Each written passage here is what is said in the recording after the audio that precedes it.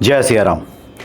एक कमेंट देख रहा था, उसमें पूछा गया है कि गर्मी का मौसम है और कई बार जब हम लोग पूजा पाठ करते हैं तो घर से बाहर भी निकलना होता है। जो कामकाजी लोग हैं वो जब घर से बाहर जाते हैं तो दीप जलते हुए छोड़ना थोड़ा रिस्की लगता है कि कहीं कोई खतरा ना हो जाए। क्योंकि वैसे भी गर्मी का मौसम है तो हम लोग दिए को मुख से फूंक कर बुझा देते हैं। जिस प्रकार से जन्मदिन में कोई मोमबत्ती बुझाई जाती है उसे फूंक मार करके बुझा देते हैं, लेकिन एक मंदिर के पंडित जी बता रहे थे कि इससे पाप लगता है। तो फिर क्या ये सही है, क्या करना चाहिए? तो देखिए, बिल्कुल सही बात है।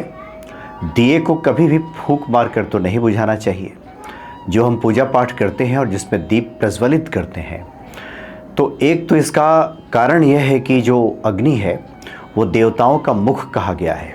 इसलिए जब हम कोई हवन सामग्री डालते हैं, उसमें स्वाहा करते हैं, तो देवताओं तक वो सीधे पहुंचता है। तो अग्नि को देवताओं का मुख कहा गया है और हम अपने मुख से जब फूंक मार करके बुझाते हैं दिए को, तो ये अपवित्र हो जाता है, सही नहीं माना जाता। चूँकि अब देवताओं का मुख है और अपने मुख से हम फूंक मार रहे हैं तो ये ठीक नहीं होता, इसलिए भी फूंक मार करके नहीं बुझाना चाहिए।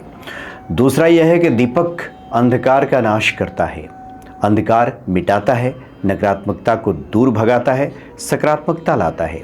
लेकिन हम अपने ही मुख से जब फूंक मार करके दीपक बुझा देते हैं तो इसका एक अर्थ ये भी होता है कि हम नकारात्मकता को ही आमंत्रित कर रहे हैं, सकारात्मकता हम नहीं चाहते। इसका एक प्रतीकात्मक अर्थ ये भी हो जाता है। इसलिए भी दीपक को कभी भी फूंक मारकर नहीं बुझाना चाहिए। जहाँ कहीं भी हम दिया जलाते हैं, इसलिए तो बताया जाता है कि जन्मदिन जब हम मनाते हैं तो मोमबत्ती भी नहीं फूंकनी चाहिए, क्योंकि हमारी संस्कृति नहीं है, हमारी सभ्यता ये नहीं है कि दिए को बुझा दिया जाए।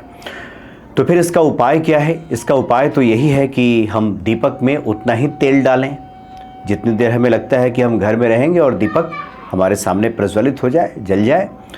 दूसरा एक उपाय ये होता है कि किसी धातु से, जैसे चम्मच हो गया या आचमनी वाला हो गया, उससे दबा करके बुझा दिया जाता है दीप को। धीरे धीरे आप दबाएंगे तो वो बुझ जाएगा। ज़्यादा तो अच्छा रहता है कि जितना हमने तेल डाला है, घी डाला है, उतनी देर तक वो प्रज्वलित हो और उसके बाद स्वतः बुझे। ये सबसे अच्छी स्थिति रहती है।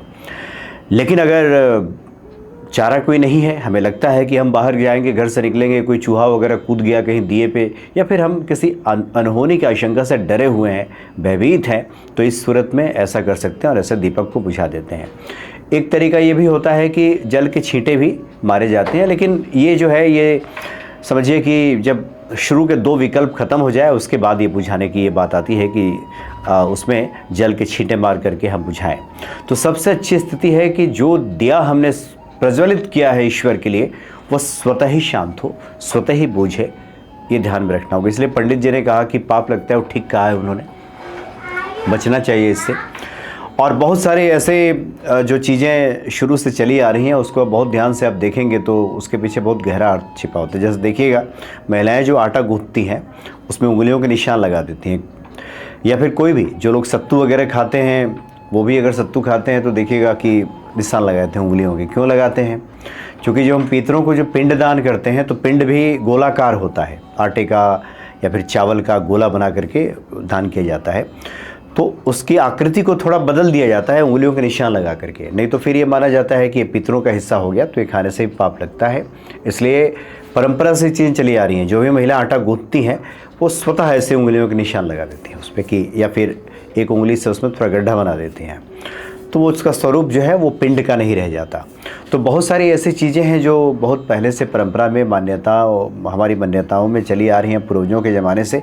उसका अर्थ है, ये यूं ही नहीं है, ये सिर्फ ऐसी बात नहीं है कि ये सिर्फ दकियानूसी बातें हैं। और इसलिए दीपक भी कभी भी मुख से ना बुझाएं, उसको स्वतः बूझने दें तो ज़्यादा अच्छा रहता है।